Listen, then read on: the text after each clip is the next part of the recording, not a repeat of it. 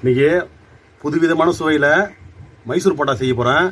பாருங்கள், 1/2 கிலோ மைதா மாவு எடுத்துருக்கேன். ஒரு பவுலில் கொட்டிக்கங்க.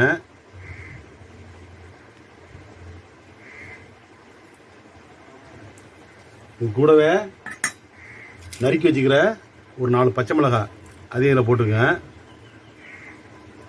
ஒரு பெரிய வெங்காயம் நறுக்கி வச்சுருக்கேன், அதையும் இது கூடவே போட்டுங்க.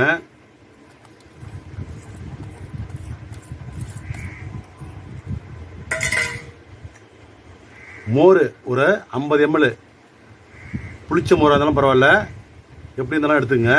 அதையும் இதில் கலந்துக்குங்க.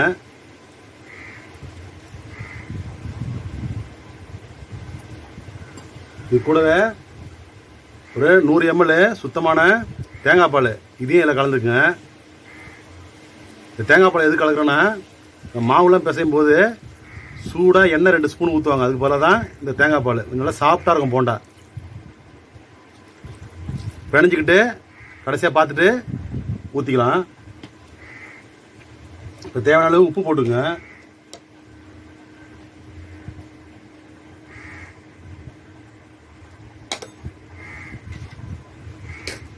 ஒரு 1/2 டீஸ்பூனு சீரகம் போட்டுங்க.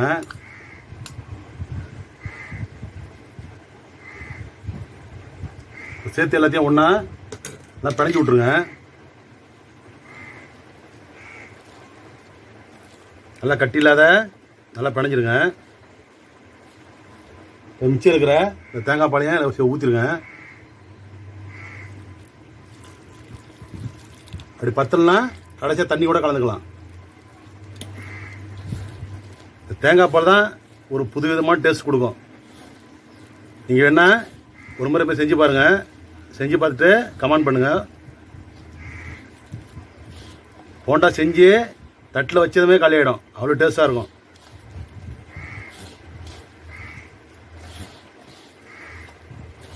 ரொம்ப தண்ணி ஆகிடக்கூடாது, ரொம்ப கட்டியாக ஆகிடக்கூடாது. ஓரளவுக்கு உருண்டை பிடிக்கிற அளவுக்கு மீடியமாக இருக்கணும். பாருங்கள், கொஞ்சம் கட்டியாக தான் இருக்குது. கடைசியாக தண்ணி கொஞ்சம் கலந்துக்கலாம். கொஞ்சமாக தண்ணி கலந்துங்க.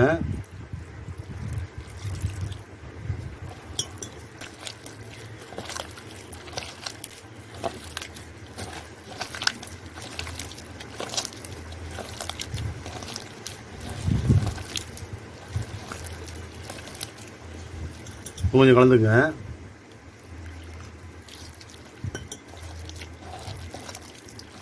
ரொம்ப குயிக்காக செஞ்சிடலாம். அந்த போண்டா ஒரு 20 நிமிஷத்தில் இந்த போண்டாவை ரெடி பண்ணிடலாம். பாருங்க, அவ்வளோதான். இப்போ ஒரு சிட்டிகை அவ்வளோதான். நான் என்ன பண்ண போகிறேன்,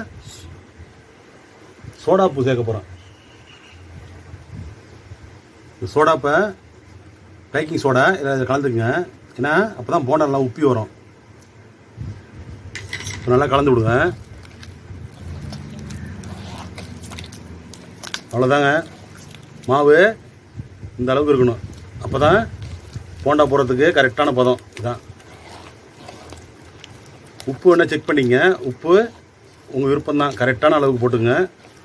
சில பேர் அரை உப்பு சாப்பிடுவாங்க. நீங்கள் வேணால் உப்பு பதம் பார்த்துக்கிட்டு உப்பு போட்டுங்க. வேணால்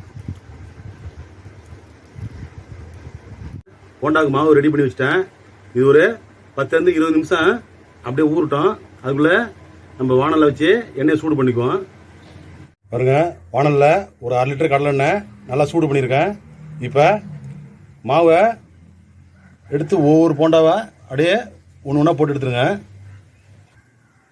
கையை தண்ணியில் தொட்டுக்குங்க. தொட்டுக்கிட்டு மாவு இதுமாரி சின்ன சின்ன பாலாக அப்படியே உருட்டி ஊட்டி எண்ணெயில் போட்டுங்க.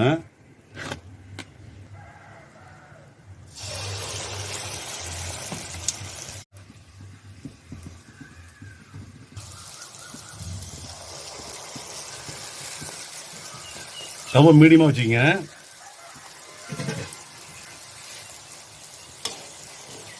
இது மாதிரி ஒரு செய்யாக வெந்த பிறகு பட்டி பட்டி விடுங்க. வானல் ஃபுல்லாக போட்டால் ஒட்டிக்கும். இது மாதிரி 2-3 போட்டுடுங்க.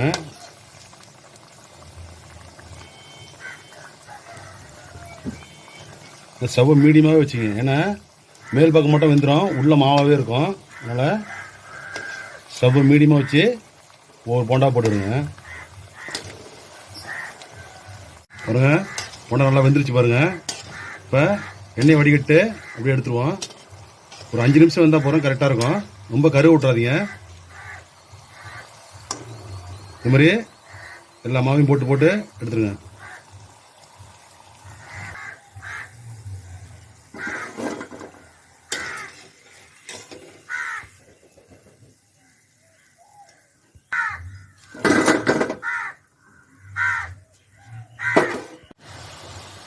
பாருங்க, நல்லா செவச்சவன்னு எப்படி வந்துருக்கு பார்த்தீங்களா? பாருங்க, மைசூர் போண்டா ரெடி ஆயிடுச்சு.